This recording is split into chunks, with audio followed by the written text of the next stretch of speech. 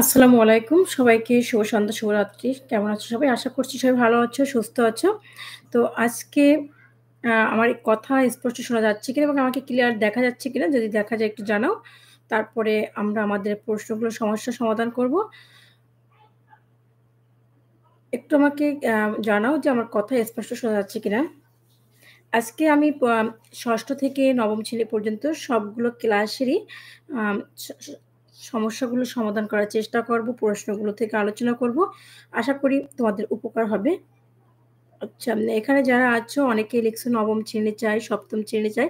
ইনশাআল্লাহ সবগুলোই চেষ্টা করব। তো তোমরা একটু জয়েন হয়ে নাও। কেমন? আচ্ছা, শোনাও যাচ্ছে, দেখাও যাচ্ছে। থ্যাংক ইউ ভেরি মাচ সবাইকে। তাহলে আমরা শুরু করছি। তো আমি ১ম এ শুরু করতে চাই ৬ষ্ঠ শ্রেণী থেকে। ৬ষ্ঠ শ্রেণীর আগামীকালকে যে মূল্যায়ন হচ্ছে সেটা হচ্ছে বাংলা। ৬ষ্ঠ শ্রেণী, ৭ম এবং ৮ম শ্রেণী এবং ৯ম শ্রেণী। তো আমি ১ম এ তো একটু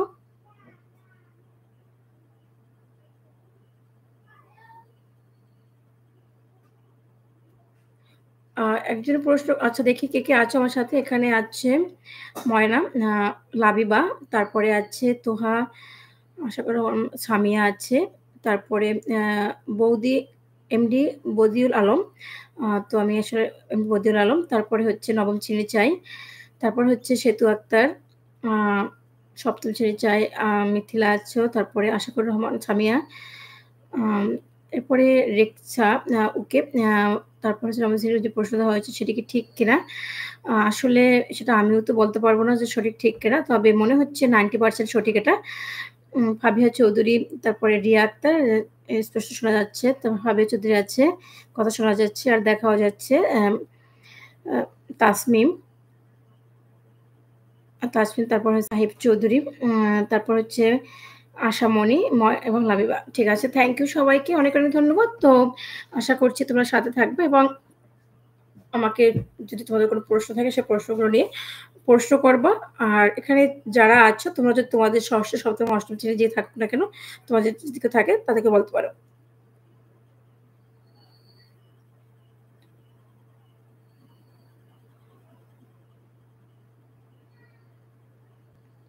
XYT গেমিং জেট, আপনি কি প্রতিবন্ধী? হ্যাঁ, আমি প্রতিবন্ধী। আমি কথা বলতে পারি না। এই যে দেখতেও পারি না। কেমন? আ তো তোমাদের জন্য এই ধরনের কিছু মানুষের জন্যই না আসলে শিক্ষার অবক্ষয় হচ্ছে। থ্যাংক ইউ ভেরি মাচ তোমাকে আমি যে প্রতিবন্ধী এটা বোঝার জন্য। আচ্ছা, তাহলে আমরা শুরু করছি।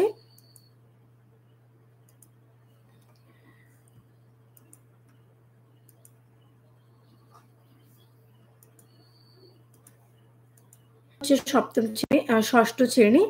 তোমরা যারা ৬ষ্ঠ শ্রেণীতে আছো একটু দেখে নাও। আমি স্ক্রিন বড় করছি। ষান্মাসিক সামষ্টিক মূল্যায়ন ২০২৪ নমুনা যে প্রশ্নটা হচ্ছে, এখানে বলা হয়েছে নির্দেশনা বুঝতে সমস্যা হলে শিক্ষক বা সহপাঠীর সাথে আলাপ করা যাবে। প্রয়োজনে পাঠ্য বইয়ের সাহায্য নেওয়া যাবে। তবে আজকের সমস্ত আলাপি ও কাজে পরিমিত ভাষা ব্যবহার করতে হবে। এখানে কিন্তু খুব সুন্দর করে বলা হয়েছে পরিমিত ভাষা মানে হচ্ছে শুদ্ধ ভাষাগুলো ব্যবহার করতে হবে। বইয়ের ভাষা, শুদ্ধ ভাষা বলতে এখানে বইয়ের ভাষাকে বোঝানো হয়েছে। প্রতিষ্ঠা বার্ষিকী উপলক্ষে বিদ্যালয়ে এক জমকালো অনুষ্ঠান আয়োজন করা হবে। অনুষ্ঠানে এক অংশে থাকবে আলোচনা সভা, আর এক অংশে থাকবে সাংস্কৃতিক পরিবেশনা। আলোচনা অংশে বিদ্যালয়ের প্রতিষ্ঠার সাফল্য এবং বিদ্যালয়ের ভবিষ্যৎ পরিকল্পনা নিয়ে আলোচনা করা হবে। আলোচনার পর থাকবে বিদ্যালয়ের শিক্ষার্থীদের নানা ধরনের পরিবেশনা। অনুষ্ঠানে উপস্থিত থাকবেন বিদ্যালয় কর্তৃপক্ষ, সকল শিক্ষক এবং শিক্ষার্থী। এই অনুষ্ঠানে আয়োজন শিক্ষার্থীদের সক্রিয় অংশগ্রহণ করতে হবে। তো আশা করি এই যে এটা আছে প্রতিষ্ঠা বার্ষিকী উপলক্ষে তোমাদের বিদ্যালয়ে যে প্রতিষ্ঠা বার্ষিকী আছে, সেই প্রতিষ্ঠা বার্ষিকী উপলক্ষে এক জমকালো অনুষ্ঠানের আয়োজন করা হবে। অনুষ্ঠানে এক অংশে ২ টি অংশ থাকবে। একটি অংশ থাকবে আলোচনা সভা, আবার আরেকটি অংশ থাকবে সাংস্কৃতিক পরিবেশনা।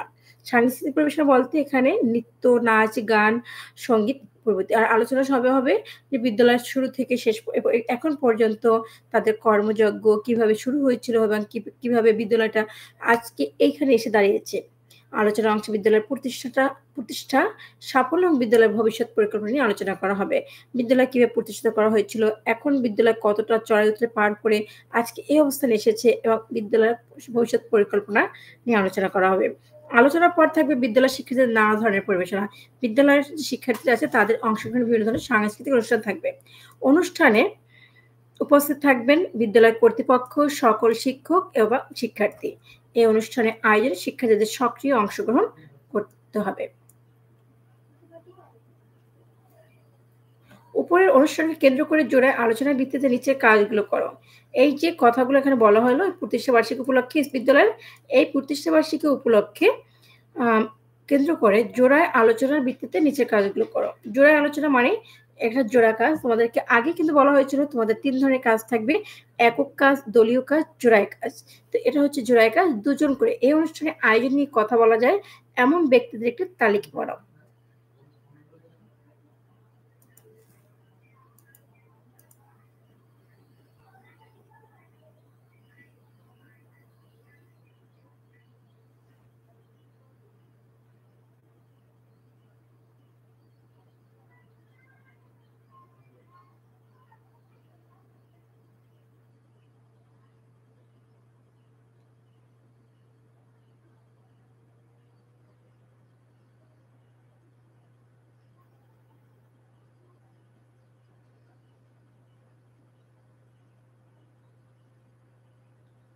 আচ্ছা, এখানে যারা আছো আমরা এখানে যেহেতু আমরা একটা এডুকেশনাল পারপোজ এ আছি, সো দ্যাট আমরা আমাদের ভাষা আ তারপরে আমাদের যে আচরণ, ক্যারেক্টার আছে সেটা আমরা সংযত রাখবো। কেমন?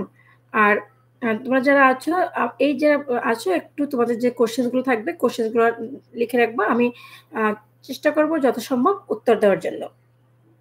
তো তার আগে আমি একটা কাজ করি সেটা হচ্ছে যে আমি প্রথমত তোমাদের যে প্রশ্নগুলো আছে আমি প্রশ্নগুলো আগে দেখাই। প্রত্যেকটা প্রশ্ন আমি ৫ মিনিট করে তোমাদের স্ক্রিনে রাখবো এবং দেখার পরে তোমরা ওই প্রশ্ন নিয়ে তোমাদের যে সমস্যা আছে সমস্যাগুলো আমাকে এখানে প্রশ্ন করবা এবং তারপর আমি উত্তর দেব। তো প্রথমে তো আমি দেখাচ্ছি ৬ষ্ঠ শ্রেণী। একটু তোমরা আগে দেখে নাও আর আলোচনা করব। একদম যারা ৬ষ্ঠ শ্রেণী আছো তোমরা শুরু থেকে শেষ পর্যন্ত মনোযোগ সহকারে একবার দেখো। দেখার পরে আমি এই প্রশ্নগুলো নিয়ে পরবর্তীতে আলোচনা করব। প্রথমত ৬ষ্ঠ শ্রেণী থেকে দেখাবো, তারপর ৭ম শ্রেণী, ৮ম শ্রেণী এবং ৯ম শ্রেণী।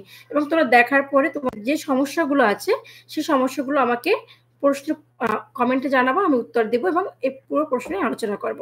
আশা করছি সেশনটা অনেক বড় হবে, বড় হলেও প্রত্যেকের সাথে থাকবে।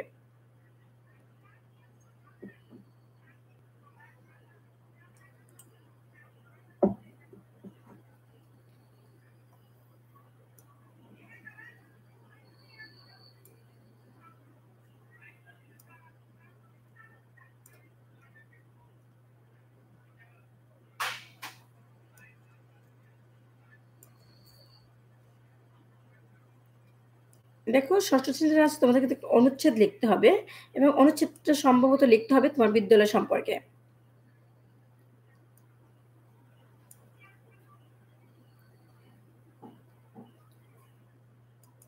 এখানে যেটা আছে শব্দটি কোন শ্রেণীর?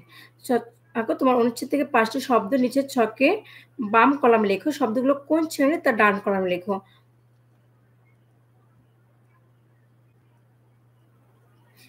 তোমরা যারা এটা দেখছো এবং তোমাদের বাংলা বইটা সাথে নাও। সাথে নেওয়ার পরে তোমরা একটু দেখো যে কি উত্তর লিখতে হবে, কি করতে হবে। কেমন? আমি আরো একবার দেখাই দিচ্ছি। তোমরা একটু দেখে নাও তারপরে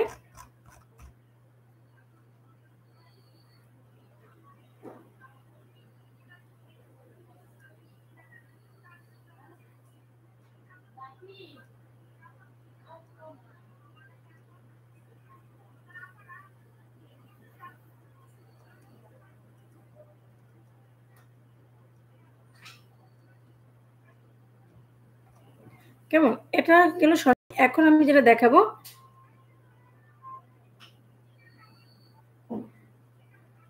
দেখা যায় না।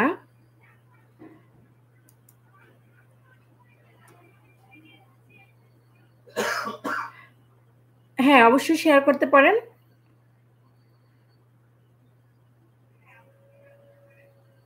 আপনি চাইলে শেয়ার করতে পারেন।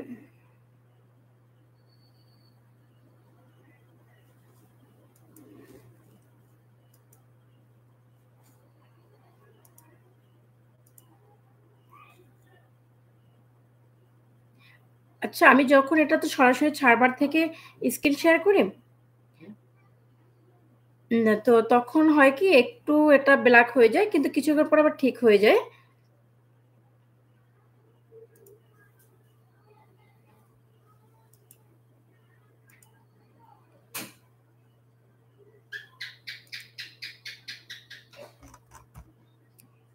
এখন দেখাবো ৭ম শ্রেণী।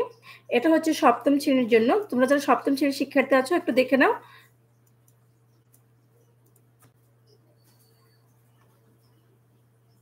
এখানে তোমাদের কিন্তু একটা দেওয়া অভিজ্ঞতা বিনিময়ের মাধ্যমে ইসলামী উৎসবের পরিকল্পনা তৈরি। তোমাদের যেহেতু এটা ইসলাম শিক্ষা ঠিক আছে, কিন্তু শিক্ষার্থীর জন্য যেটা আছে তোমাদের কিছু কিন্তু নির্দেশনা দেওয়া আছে এবং সেই নির্দেশনাগুলো কিন্তু তোমাদেরকে ফলো করতে হবে। স্ক্রিনটা একটু বড় করে দিচ্ছি। ষান্মাসিক সামাজিক মূল্যায়নের যে নির্দেশনা আছে অভিজ্ঞতা বিনিময়ের মাধ্যমে ইসলামী উৎসব পরিকল্পনা তৈরি করা। তোমরা একটু প্রশ্নটা দেখে নাও। প্রশ্ন দেখার পরে তোমরা কমেন্টে জানাও। আমি প্রত্যেকটা প্রশ্নের উত্তর দেওয়ার চেষ্টা করব। কেমন?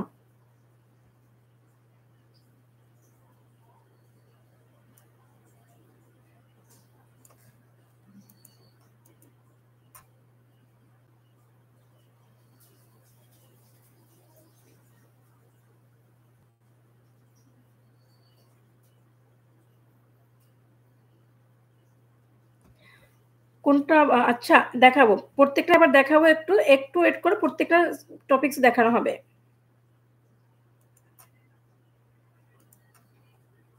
৭ম শ্রেণীটা একটু দেখো আবার।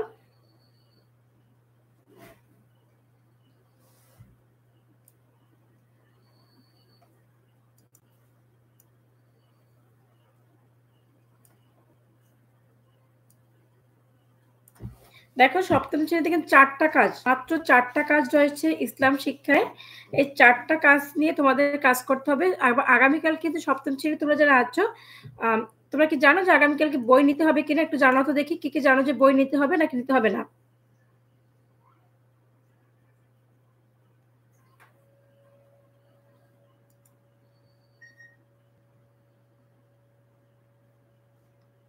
একটু জানাও তো যে আগামীকালকে বই নিতে হবে কিনা? দেখি কার আছে জানা?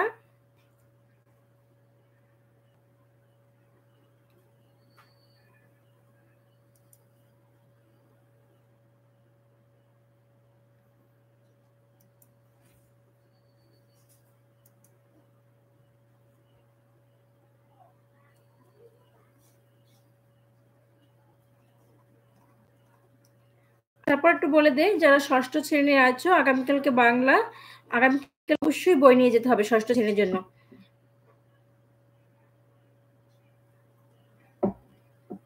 যারা ৯ম শ্রেণীতে আছো তাদেরকে অবশ্যই আগামীকালকে ৯ম শ্রেণীর ইতিহাস ও সামাজিক বিজ্ঞান বই নিয়ে যেতে হবে।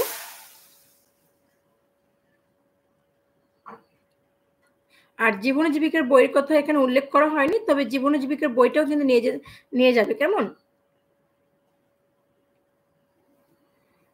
হ্যাঁ, আপন বলছো আমি নুসরাত। হ্যাঁ, নুসরাত আমি বুঝতে পেরেছি। আচ্ছা আমি একটু বলি তাহলে আগামীকালকে যারা ৬ষ্ঠ শ্রেণীর আছো তোমরা তোমাদের বাংলা বই নিয়ে যাবে, ৭ম শ্রেণীর ইসলাম শিক্ষা বই নিয়ে যাবে, হিন্দু ধর্ম থাকলে হিন্দু ধর্ম বই নিয়ে যাবে এবং যারা ৯ম শ্রেণীতে আছো ইতিহাস ও সামাজিক বিজ্ঞান বই নিয়ে যাবে। ৮ম শ্রেণীর যে জীবন ও জীবিকা রয়েছে সে সম্পর্কে কোনো নির্দেশনা দেওয়া নেই। তোমরা তোমাদের যে প্রজেক্ট আছে প্রজেক্ট থেকে আমরা দেখে নেব যে বই নিতে হবে কিনা। কেমন?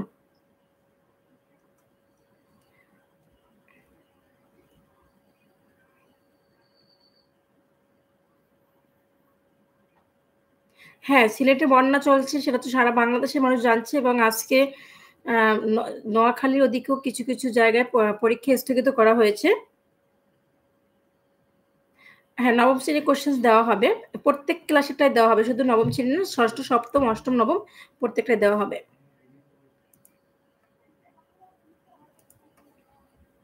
আচ্ছা দেখো ৭ম শ্রেণীর যে প্রশ্ন আছে এটা দেখো। আমরা এটা দেখার পরে তোমাদের যার যে কোয়েশ্চেন আছে প্রশ্ন দেখার পরে সেই কোয়েশ্চেনস বলবা এবং তারপরে আমি উত্তর দেওয়ার চেষ্টা করব। কেমন?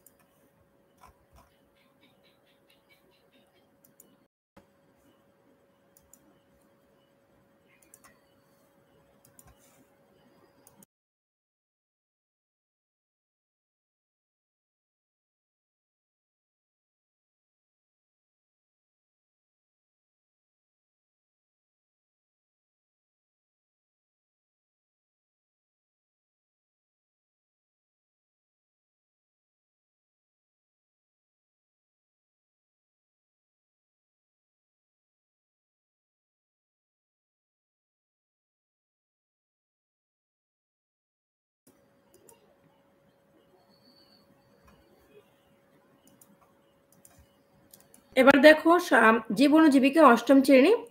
একটু খেয়াল করো জীবন ও জীবিকা আমি একটু বলি তোমাদের কিন্তু অনেকগুলো প্রজেক্ট আছে, হ্যাঁ? এই প্রজেক্ট গুলো করতে হবে। এখানে দেখো একটু খেয়াল করো।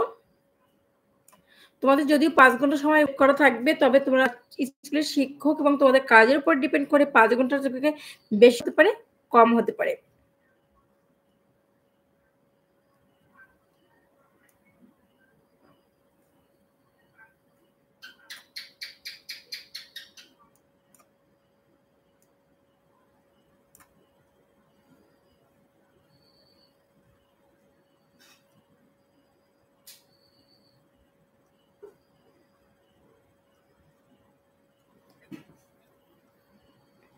তবে একটা জিনিস যেটা লক্ষণীয় সেটা হচ্ছে প্রত্যেক ক্লাসেই কিন্তু যেকোনো একটা অনুষ্ঠান আয়োজন করার জন্য বলা হয়েছে। সেটা কিন্তু করতে হবে।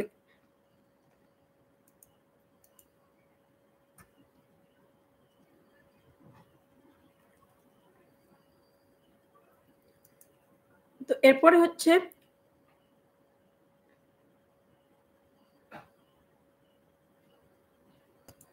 আচ্ছা এরপরে আমরা দেখি ৯ম শ্রেণীর, হ্যাঁ?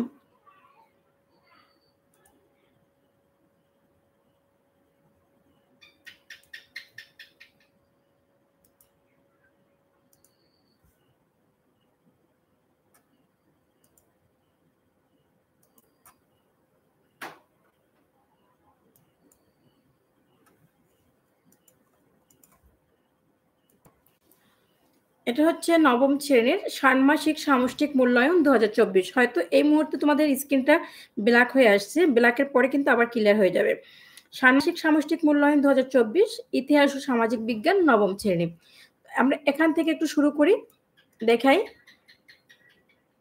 তোমাদের যে প্রজেক্ট আছে প্রজেক্টের নাম হচ্ছে পরিবার ও সমাজে আমার ভূমিকা। তোমাদের ৩ টা প্রজেক্ট আছে। প্রজেক্টগুলো একটু দেখে নাও।